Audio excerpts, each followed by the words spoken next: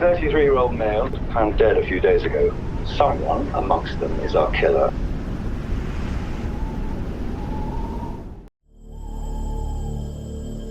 On a winter's evening in the seaside resort of Blackpool, smoke was billowing down a back alley into the night sky. The smoke had alerted neighbours who shared the alleyway. A number of people had gone to investigate, and one of the neighbours indeed put the fire out using a bucket of water. As the fire died down, the group of neighbours got their first glimpse of what was being consumed by the flames. At first, it was thought that it was a mannequin that was on fire. Once the flames were out, they discovered it was actually the body of a young woman. When the police arrived, they immediately realised they were dealing with a murder so horrific, the only way to identify the victim's body would be through DNA. Any other sort of identification wasn't possible because of the injuries. As detectives began their investigation, one family was searching the streets for their 16-year-old daughter who had not arrived home after work. As the night drew on, it appeared the two mysteries could be tragically linked, and the appalling discovery in that Blackpool alleyway was about to pull one family apart. It's like a nightmare, and I'm going to wake up any time and everything's going to be normal.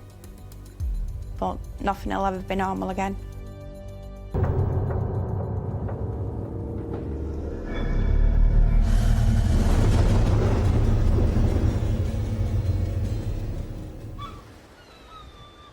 Blackpool, one of Britain's favourite seaside resorts.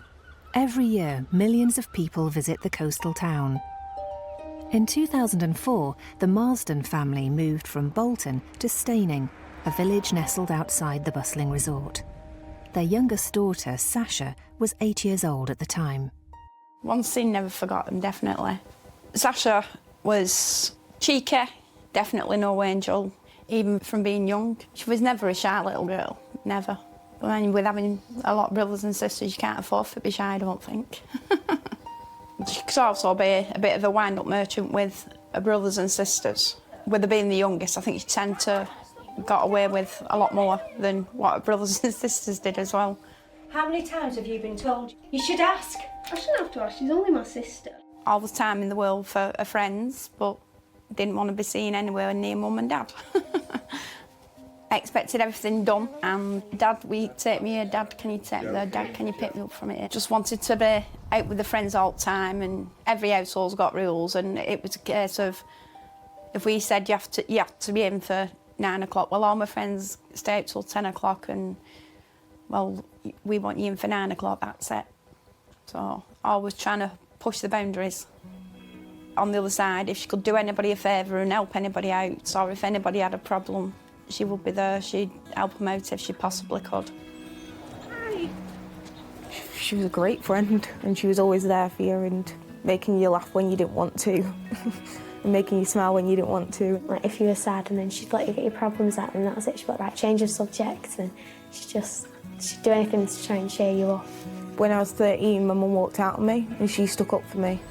I was in a bad way, and she was the only one that helped me, mainly. She was always there for me, for every little thing. It'll be all right. I could always count on her. Fiercely loyal, there was also never a dull moment when Sasha was around. She loved dancing.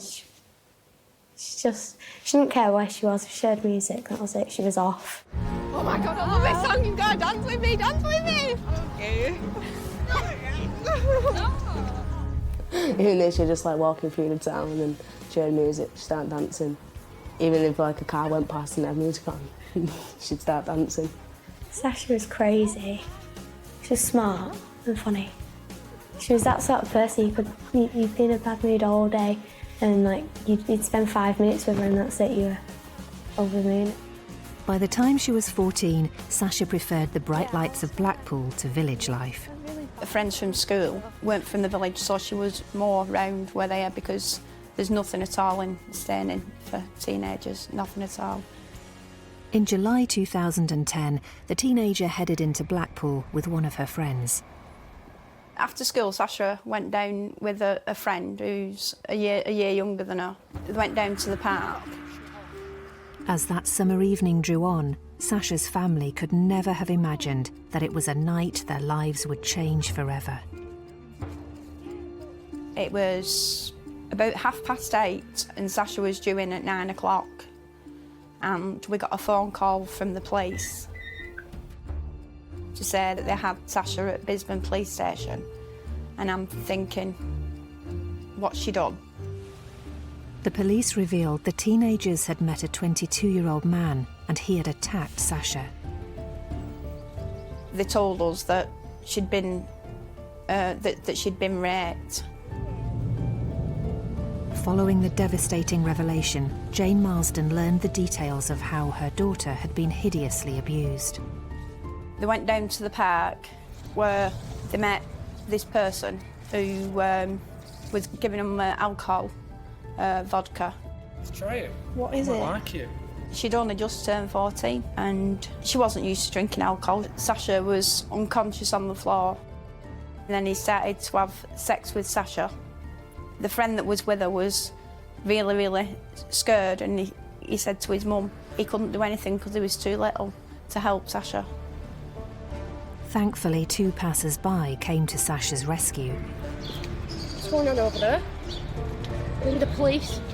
They'd seen what he was actually doing to Sasha, so they came down and pulled him off Sasha and contacted the police. The 2 strangers intervened and stopped Sasha's rapist. He was arrested at the park. But the teenager's horrific ordeal was far from over. In July 2010, 14-year-old Sasha Marsden had gone to the park after school with a friend. They met a 22-year-old man who gave her alcohol. When she was intoxicated and barely conscious, he raped her. Her attacker was arrested and sentenced to 5 years and 4 months in prison. But the horrific ordeal of the rape continued to traumatise the young teenager. It affected her really, really badly. She went from being a trusting little girl into a very, very angry teenager. While Sasha struggled to come to terms with her attack, she found the rape made her a target at school. She was being bullied and not nice things being said about her and name-calling. Somebody actually set up a Facebook page saying she deserved to be raped. She struggled quite a bit. There were times where she'd skip school. We transferred her school, but she just never ever settled back into school. She kind of went through like a wild stage. Like many victims of rape, Sasha struggled in the aftermath of her ordeal. She put herself at a lot of risks. After the attack, she'd go out and she'd get drunk like near enough every night. She went on and then had a sexual relationship with quite a few different boys. But I think it was just a case that she wanted a different image in her head than the one that she obviously had. She was self-harming. Research into the effects of rape shows some victims behave in a very similar way to Sasha. The person begins to believe themselves to be damaged goods, and one of the things that they may then do is their behaviour might change to actually fit into their inner belief about themselves, that they are not good, that they're not worthy, that they don't deserve respect. And when things got too much for Sasha, she would simply disappear. She ran away about 4 times within 1 month. You're always thinking, has somebody got her, is it going to happen again? Where have you been? Sasha, we've been worried sick. Chill out, I'm fine. You're absolutely petrified. You know, she'd been running away from home. We just used to drive round Blackpool looking for Sasha, just walking round, looking and hoping that you see her. No. Good luck. Thank you. Bye. The police was always brilliant, always brought Sasha back home. 99% of the time, we would find her ourselves. In 2012, 16-year-old Sasha started seeing a local boy called Danny, who was 2 years older than her. Didn't really know Danny too well because up till that point they was just seeing each other when they was out. Danny'd been here a few times for tea, but you don't really get to know the kind of person they are. On the 31st of August, Sasha and Danny had plans to meet in Blackpool, on the understanding they met up with Sasha's parents after the date. When she went out socialising with her friends, we dropped her off and we always picked her up to try and keep her safe. However, as the evening drew on, there was no word from Sasha. Sasha's phone was switched off, she wasn't answering her phone. And then that night we reported her missing to the police. I didn't know where my daughter was. Didn't matter how many times she'd been missing. There's still the concern and the fear that something bad's happened. The hours turned to days, and Sasha's family feared the worst. Finally, 2 days after Sasha's disappearance, the phone rang. Hello? I got a phone call from Sasha saying she wasn't in Blackpool anymore. I'm fine. I just want you to know I'm okay and that I'm not coming home. Sasha had run away with her boyfriend. She was 300 miles away in Lowestoft. I was concerned for my daughter.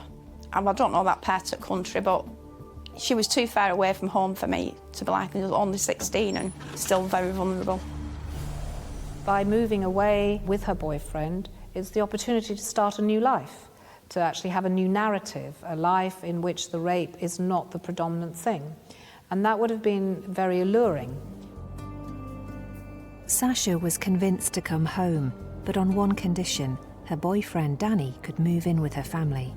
I just wanted my daughter home and safe. And if Danny had to come with her to get her home, it was just a sacrifice I had to make. Almost by the parents accepting the boyfriend and allowing him to move in would be to say, we believe both in him and in you, that you can turn your life around. A week after the disappearance, her dad went to collect the couple. Hiya, Dad. Is that all you got to say? Sorry. We spoke about it and she didn't want to, she regretted doing it in the end because she knew how much it worried us all.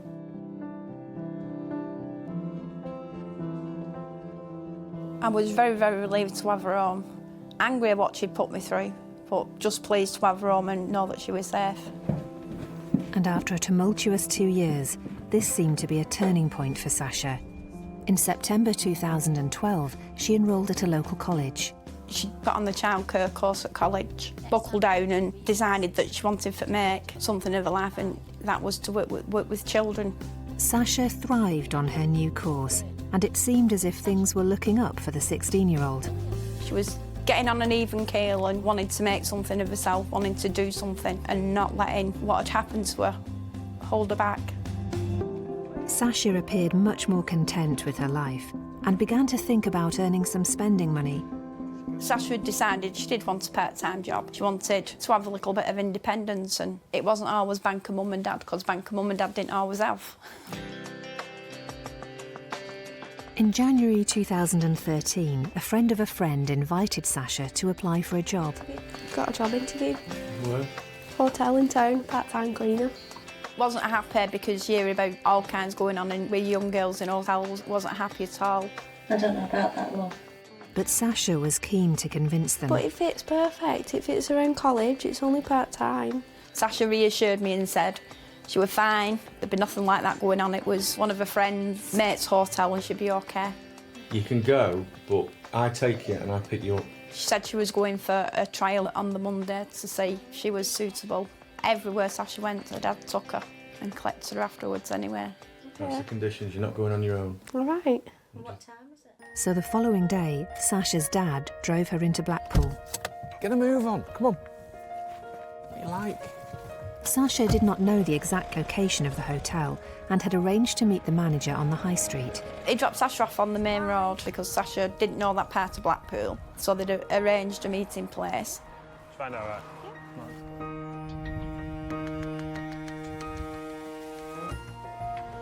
An hour and a half later, Sasha contacted her dad to come and collect her from the place he had dropped her off. Hey, love. Well? It went really good. Yeah? Yeah. What happened? She said she'd made a couple of beds up. She hadn't really done that much cleaning, and they'd had a brew and just talked. She also had £10 that he'd given her, so she was quite happy at having £10 for not doing so much. Well done, you. She was pleased and was looking forward to starting a job on the Thursday. You never told me you got any money. You're not getting money for rent. I was really, really happy for him that she had finally come round the corner and she was looking forward to the future, and she had a future. The day that Sasha was due to start work began like any other Thursday.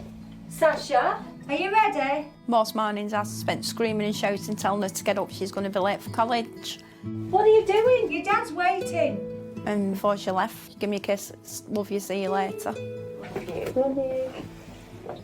It was just a normal day. You're late again. It's all right. Whilst at college, Sasha was given some good news. Sasha?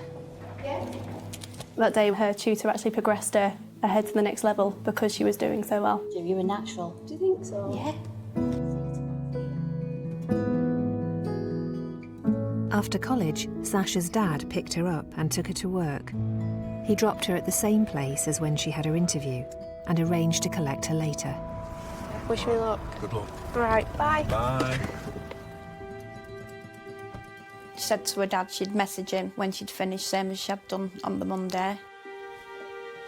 Back at home, the Marsdens waited for Sasha's message to collect her from work. It was getting on and we'd not heard nothing from Sasha. So Gary messaged her. She never answered her dad's messages. I said, you know, ring her. It went straight to answer phone and thought, well, she must be, you know, like really busy at work. It's gone for voicemail. There was no word from Sasha. The Marsdens were waiting so they could have their family meal together, but tea time came and went. No, I'll just dish up. We was all getting really hungry. There was no answer from Sasha. Her phone was turned off, it was just going straight to answer phone. Although Sasha was not responding to her dad's messages and calls, the family were confident that she would be home by 8 o'clock. Sasha had arranged to go to a party with a boyfriend that evening at around 8:30. We'd still not heard anything from Sasha. Knew that she had plans that night, so it was she wouldn't have been out all that time. 8 o'clock passed with no sign of Sasha. She had stood up her boyfriend when they had plans, and her phone was switched off. Two things Sasha would not usually do. By now, her family were concerned and decided to try and find Sasha.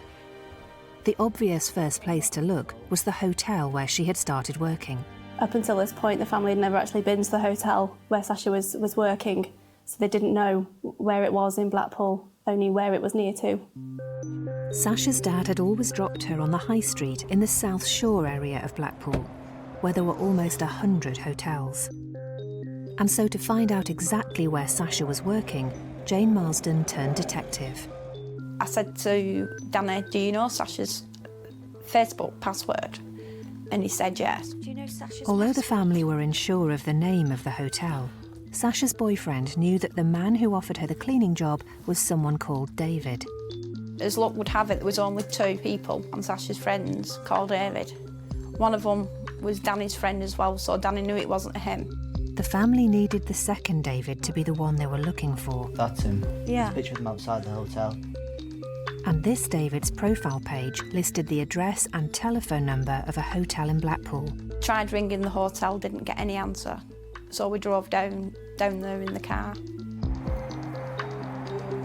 But at the hotel, there was no sign of Sasha. I said, are you David? And he said, yeah. I said, I'm looking for Sasha. Is she here? He said, oh, she left ages ago. She's meeting her dad at Madame Tussauds. It appeared Sasha had left work hours ago. The teenager had gone missing in the past, but something about her behaviour this time just didn't ring true. He just said that she'd left ages ago. Because she'd been missing numerous times before, I wasn't overly concerned, but it was out of character, especially when her boyfriend's at home and she's not seen him all day because she's been at college. Didn't seem like something that Sasha would do. Despite having no idea where she was, Sasha's family continued their search. Tried, different addresses of Sasha's friends and Danny's friends, and nobody'd seen her, nobody'd heard from her. Running out of places to look, the Marsdens returned home and continued the search for their missing daughter. Came back and phoned the hospital to make sure she'd not been admitted to hospital. Danny tried messaging her over Facebook, asking a few friends over Facebook, have you seen Sasha? Nobody had seen her, nobody had heard from her. Sasha had vanished without a trace. By 11 o'clock, which was Sasha's evening curfew, her family were worried sick and had only one option left. Hello, I'd like to report a missing person. By 11 o'clock, if she'd been out, she'd be due to be home, and she still hadn't come home. That's when we phoned the police. They're going to send someone round. That's good. It was only about 15, 20 minutes later, the police were here, and it was 2 plainclothes officers, you know, never thought nothing of it. They came in and took some of Sasha's personal details off us, her height, what she was wearing. One of the police officers kept apologising and kept having to go outside, and then kept coming back in. Sorry about this. Work with me. After talking to Sasha's family for 20 minutes, the detective once again stepped out of the room. Upon returning, the officer delivered the news every family dreads. They then informed us that there'd been a body found, and they believed it to be Sasha. And no one could have imagined the sheer horror the police had uncovered.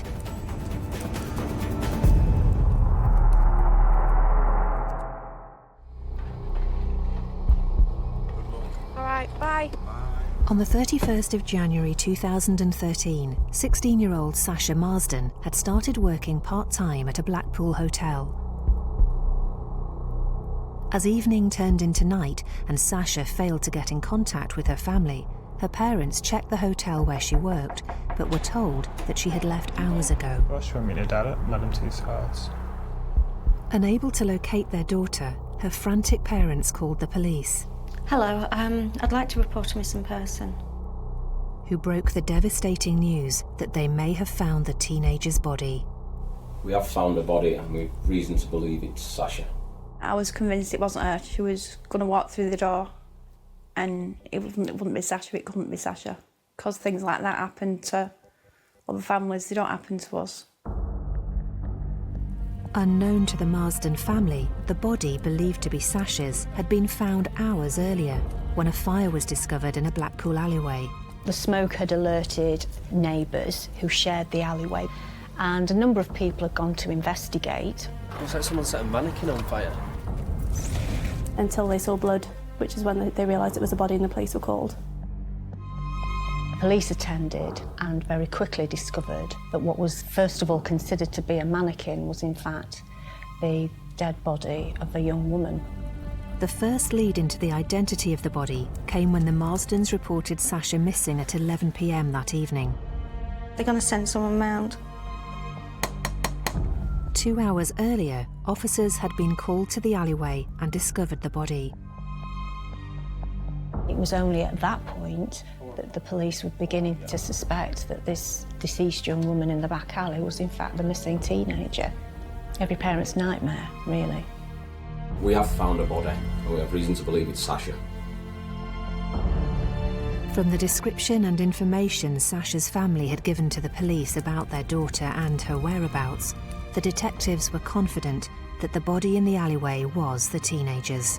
A lot of it is a blur, and it's like a nightmare, and I'm going to wake up any time and everything's going to be normal.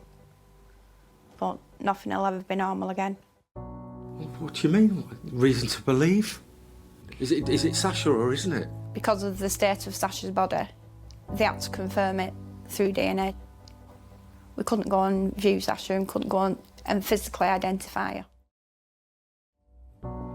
The teenager's toothbrush was taken to obtain a DNA sample to formally verify the victim was Sasha.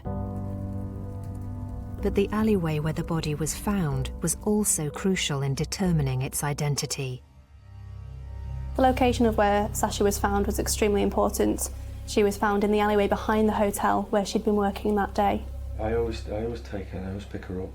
As well as giving the police a description of their daughter, Sasha's parents also told them about her new job, and that when they were looking for her, they went to the hotel where she worked and spoke to David Minto, the man who hired her. And Sasha's mum, is she here? No, I just left ages ago. The reality was, at that time, Sasha's body had been just a few feet away in the alley behind the hotel. The police now had a suspect. The police officers informed us that they already had David Minto in custody. Detectives discovered the hotel was owned by David Minto's girlfriend and her mother. 22-year-old David Minto lived and worked there as a handyman. It would appear that he had been the only person at the hotel when Sasha arrived for work. His girlfriend didn't return until 9 p.m. Hey, all right? His first comments to his girlfriend was, "Before you say anything, I've been cleaning up because I had a nosebleed." She did notice the smell of cleaning fluids, and I think it was a very unusual thing that Mr. Minto did any cleaning on a voluntary basis. As well as running the hotel, David Minto's girlfriend had a part-time job and so was out of the hotel on Monday and Thursday afternoons. It also became apparent that she had no idea her boyfriend had just hired a cleaner to work on those days. His girlfriend didn't know that Sasha Marsden had been in the hotel that day and that she'd also been in the hotel 3 days before at Minto's invitation. Since it was the winter, David Minto and his girlfriend were the only two people living at the hotel. It was closed for renovation and there was no need for a cleaner. It was also a vacancy handyman David Minto had no authority to fill. So it begged the question, why had he offered the teenager a part-time job on the days he knew his girlfriend wouldn't be home until 9 p.m? David Minto, I'm arresting you on the suspicion of the murder of Sasha Marsden. Whilst in custody, David Minto claimed that he was not responsible for killing Sasha Marsden. He decided, which is his right, to give his account on a prepared statement. And in that statement, he accepted for the first time that Sasha had been to the hotel, that she had thrown herself at him in a sexual way, that they'd had some sexual contact, and almost immediately after this sexual contact she'd had a nosebleed, which he'd helped her to clear up, and then she'd left and he didn't see her again, and that he was very sorry if the body found at the back of the hotel was Sasha Marsden. Tragically, 2 days later, on the 3rd of February 2013, the DNA results formally confirmed the identity of the body. We've had the results back.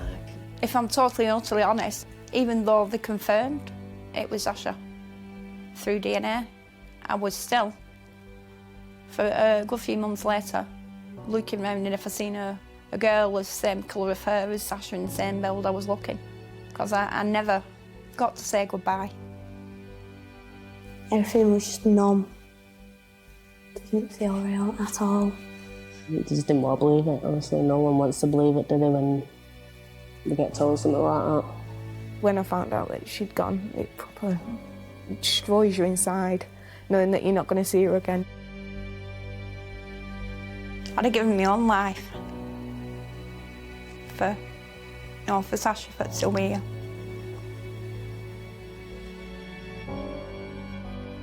Along with the DNA confirmation, the post-mortem revealed the true horror of how Sasha had died. The 16-year-old had been murdered in the most violent and brutal way imaginable. She was stabbed 56 times to the head and to the back of her neck, and there were also at least 9 defensive injuries around her hands and her arms. To stab somebody 56 times suggests not only a high level of sadism, but also a high level of anger, a high level of frustration, misogyny against females. Judging by the injuries that she sustained to her arms and her hands, she fought for her life, and she lost that fight. It was a totally brutal way to die. Sasha's family were also confronted with the horrible reality that their daughter had also been sexually assaulted. Sasha's body was violated when she was either dead or dying, and that's quite apparent from the pathologist's findings. It's kind of just harrowing to think that's what, that's what your child went through. The way that her body was defiled after she died, and the way it was disposed of like a piece of rubbish in the back alleyway. It's dreadful. It's tragic, doesn't even begin to describe it. I could never imagine any human being doing something so horrible. While Sasha's family was faced with every parent's nightmare, the police investigation at the hotel confirmed it was the location where the teenager had lost her life. And the forensic evidence overwhelmingly reinforced the case against David Minto. There was an awful lot of blood recovered from the hotel, which meant that it could be identified as Sasha. David Minto's clothing contained traces of her blood, both the clothing that he wore when he met her that afternoon to the clothing that he was arrested in, which was different. There was blood on a knife recovered in the kitchen, and that was confirmed by the pathologist to be the likely murder weapon. We found her necklace in the bathroom and the back of one of her earrings in the toilet. Still in custody, David Minto continued to maintain he had not murdered the teenager. Detectives began to find out all they could about the man accused of the sadistic killing. He was a loner. He'd had some minor learning difficulties at school. He didn't make friends easily. His girlfriend, he met her over the internet. Really, he lived his life online. David Minto was charged with Sasha's murder on the 3rd of February 2013, 3 days after he was arrested. On the 15th of July 2013, 6 months after the tragic murder of 16-year-old Sasha Marsden, the trial began at Preston Crown Court. 22-year-old David Minto pleaded not guilty. Sometimes I didn't want to be in court, so I stepped outside while that certain part of the trial was going on. The hardest thing for me to see was the CCTV footage of Sasha walking with him to the hotel, all smiling and happy and not a care in the world. And obviously there's no CCTV footage of her coming out because she never came out. And that was really, really hard to see. The CCTV footage showed Sasha's final footsteps. When David Minto took to the stand, he maintained his innocence, reiterating the version of events he outlined when he was initially arrested. His account in his cross-examination was that Sasha had come to the hotel to clean. They had some cleaning job. That they had sexual contact. He never went into any detail about what that was. She had left, and he then went upstairs to continue cleaning, and he heard a noise. He came downstairs and discovered Sasha's body. Sasha? He panicked. He took her downstairs to his bathroom, washed her body because he didn't know what else to do, and he then took her outside. He couldn't say he hadn't wrapped her up because the carpet and underlay and so on were from the hotel, so he'd wrapped her and left her outside. And he also denied that he'd set fire to her. But David Minto's testimony raised as many questions as he attempted to answer. He was asked, well, was he afraid when he saw the dead body?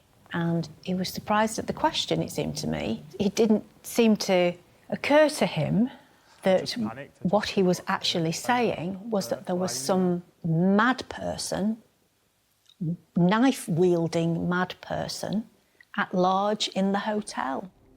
Although he was claiming someone else killed Sasha, David Minto never behaved as if his own life could be in danger. That was the obvious conclusion to his account.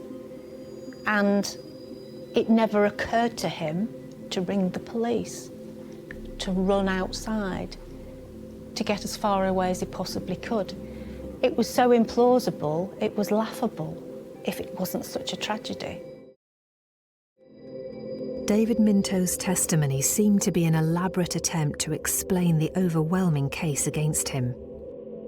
In stark contrast, the evidence the prosecution presented created a compelling and disturbing timeline of events leading to Sasha's tragic death, starting with the day that Minto contacted Sasha via Facebook and offered her a job 4 days before her murder.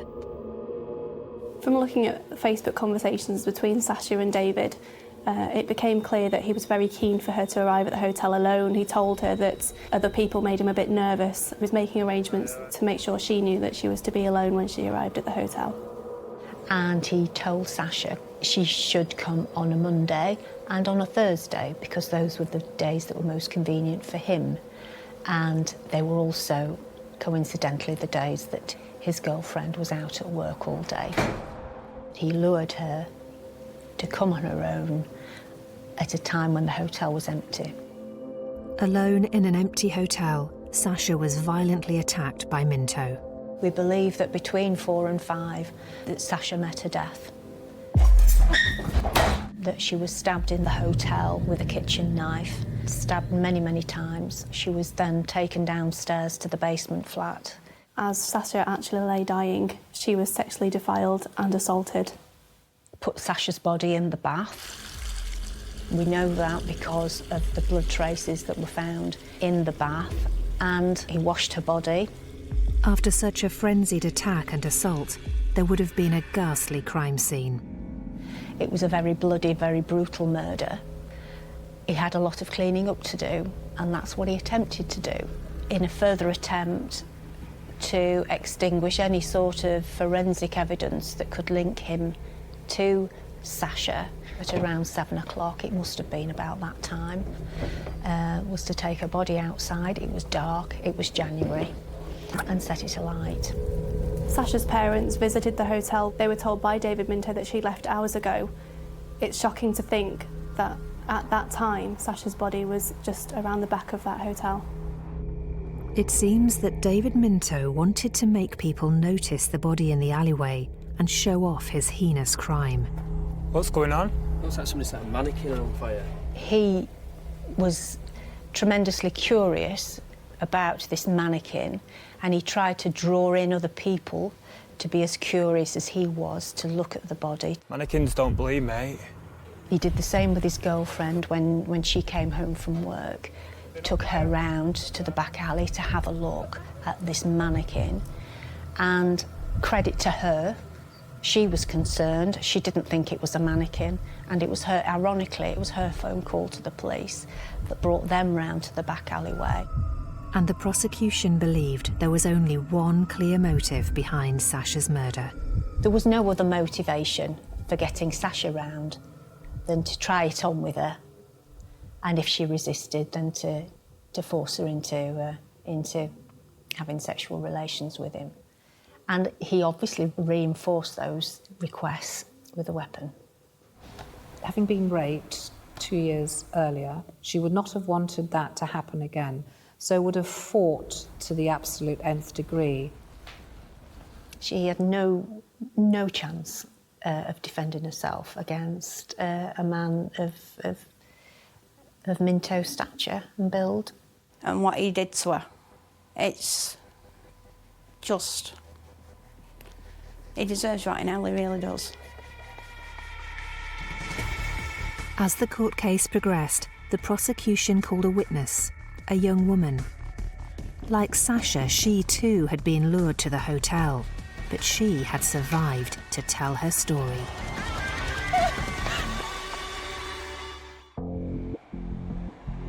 In July 2013, 22-year-old David Minto stood trial, accused of the murder of 16-year-old Sasha Marsden.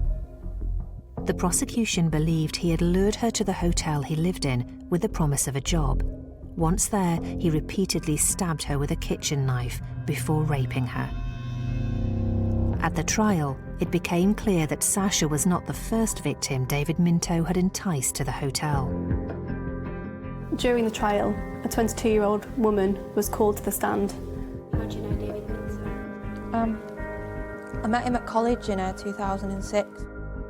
She also knew David Minto's girlfriend, and it was clear that when she did visit the hotel, that she also expected the girlfriend to be there as well. And she wasn't. It was just herself and Mr. Minto. No, it's just you and me. As with Sasha, David Minto arranged that the 22-year-old woman visit the hotel on a Thursday. A day he had the hotel to himself and knew he would not be disturbed. They went on a tour of the hotel, which ended in David Minto's bedroom. She said how she'd sat uncomfortably on the bed with him and felt uneasy that something was going to happen. When's your girlfriend getting home? It's about good ages. Her intuition was correct. And he very quickly started to make advances towards her to try and kiss her, and she wasn't interested. She told the court how she'd managed to push him away from her. However, he tried again. I think he persisted to such an extent that the young woman thought that she would be better leaving, and that's what she did. And she was able to rebuff him and to get out of that hotel in one piece. The chilling incident took place just 3 weeks before Sasha's murder. This first victim would have been a practice run, a dummy run, as a way of making sure that all factors were in place for when he targeted Sasha. The only difference was with Sasha, there was no saying no because David Minto had a knife. It was revealed in court that Sasha had actually met David Minto once in Blackpool towards the end of 2012 through a mutual friend. Minto sent Sasha a friend request on Facebook a few weeks later, shortly after he lured the other victim to the hotel, and she rejected him. When he initially contacted her, she had no idea who he was. He had to explain. So he hadn't struck a chord with her at all when she first met him. Sasha accepted Minto's friend request on the 27th of January 2013. 4 days later, she was dead. Sasha Marsden was lured to her death on the promise of a fictional job. On the 26th of July 2013, the jury returned with their verdict. It took them less than 3 hours to find David Minto guilty of Sasha Marsden's murder. As soon as the guilty verdict came in, I then turned around and looked at him. And I didn't take my eyes off him then until he was sentenced and he was sent down. David Minto was sentenced to life imprisonment to serve a minimum of 35 years. There was no reaction as he went down to start his life sentence at all, just as there hadn't been any emotion throughout the trial. There is not a shred of common humanity in you. Before sentencing Minto to life in prison, the judge said he'd shown a complete absence of remorse for the crime he had committed and said he was a very dangerous and evil man. People like David Minto are incredibly dangerous in not showing overt signs of his fantasy world, of his sadistic desires, of his brutality. They are often under the radar. Take him down. Just put us through hell. I hate him. Absolutely detest him. Just what he's robbed us of. In 2014, David Minto attempted to reduce his 35-year sentence. He did not attempt to appeal the guilty verdict. The judge rejected his request, saying he had not been sentenced a day too long. Meanwhile, Sasha's parents face the rest of their lives without their daughter. He's robbed us of a scene, married, grandchildren, a career, and just robbed us of a life. It's like just as her life was back on track after what had happened to her when she was 14, and it just robbed us. It's just robbed us of us and her of any future. I've been to that hotel. I went about 4 or 5 days after the murder, and it felt a very dark place. And the dark, narrow corridor where Sasha met her death, there was no opportunity of escape. There was no escape route. She was trapped. And as a mum, I couldn't help but think how utterly terrified she must have been, and that will remain with me. It's awful. It's knowing that basically he tortured my daughter, tortured her to death, and then, as she's dying, just had sex with her for his own sexual gratification. How can you forgive? You can't forgive anybody for doing that, and you'll never ever get over it.